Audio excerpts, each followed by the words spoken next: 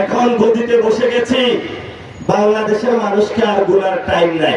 গত 17 বছর যারা ধান খেতেছিল, যারা পাট খেতে পালিয়েছিল, বালুর ট্রাকের পিছনে লুকিয়েছিল, এই মানুষগুলো এত নির্যাতিত হয়েছিল, সেই মানুষগুলো মনে হয় এবার নির্বাচনের পরে আর বাংলাদেশের সাথে গাদ্দারি করবে না, আর প্রতারণা করবে না।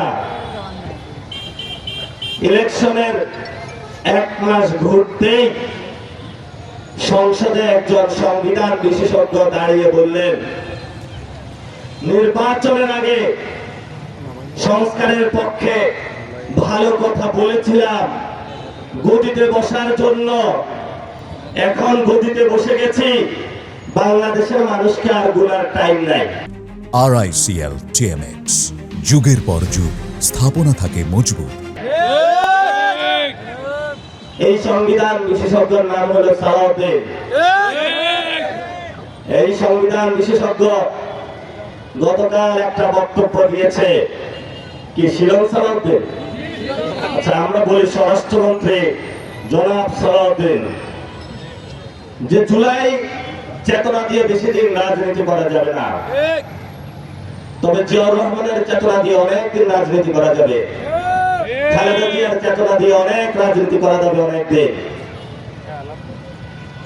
এই ভদ্রলোকের কিছু কর্মকাণ্ড আপনাদের সাথে শেয়ার করি বা একটু গল্প করি। একটা ছেলে আছে, পোয়া আছে, ছাওয়াল আছে, এটাকে বসাইছে ক্রিকেট বোর্ডে। কক্সবাজারে গেলাম, এলাকাবাসী বলতেছে এখানে সব মাছের ঘের জায়গা জমি দখল করে নিচ্ছে,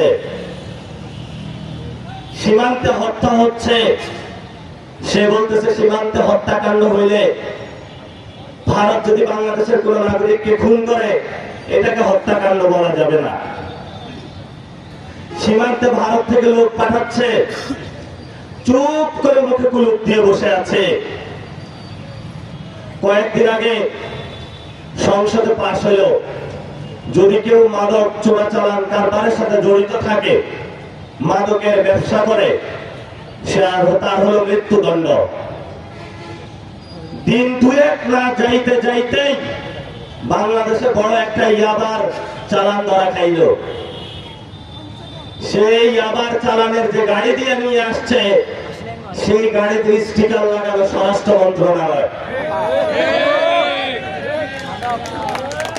লজ্জা এদের জন্য। আমরা এমন একটা বাংলাদেশে বসবাস করি, ভূতের মুখে রাম রাম।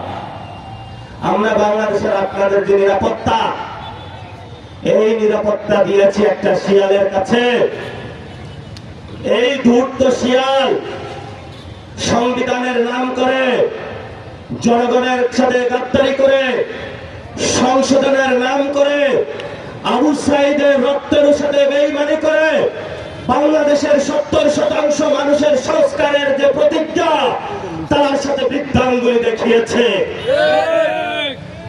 গত 5 মাসে আমরা মনে করেছিলাম এত কষ্ট করে আবু সাইদ রক্ত দিয়ে গিয়েছে, যেই মানুষগুলা 17 বছর এত নিপীড়িত ছিল, এই মানুষগুলোর সাথে ঐক্যবদ্ধভাবে কাজ করে বাংলাদেশটা আমরা ঠিক করব। সেই জায়গায় এখন আমাদের যে একটা কাজ করতে হবে, সরকার চালু করেছে প্রবাসী কার্ড, কৃষক কার্ড, অসংখ্য কার্ড চালু করেছে, এবং সেই কার্ডগুলো যেই ভিত্তিতে বিতরণ করা হচ্ছে, ভিত্তি একটা ছাত্র দল করতে হবে, যুব দল করতে হবে, বিএনপি করতে হবে। যে গরিব মানুষ সারাদিন ইনকাম করে 100 টাকা ইনকাম করে, 200 টাকা ইনকাম করে, আমার পকেটের ট্যাক্সের টাকা কেটে নিয়ে যেই মানুষটা গত 1 বছর চাঁদাবাজি করে কোটিপতি হয়েছে, যেই মানুষটা হলো কবরে চলে গিয়েছে, পৃথিবীতে তার অস্তিত্ব বিদ্যমান নাই, সেই মানুষটার নামও তারা কৃষি কার্ড বিতরণ করছে।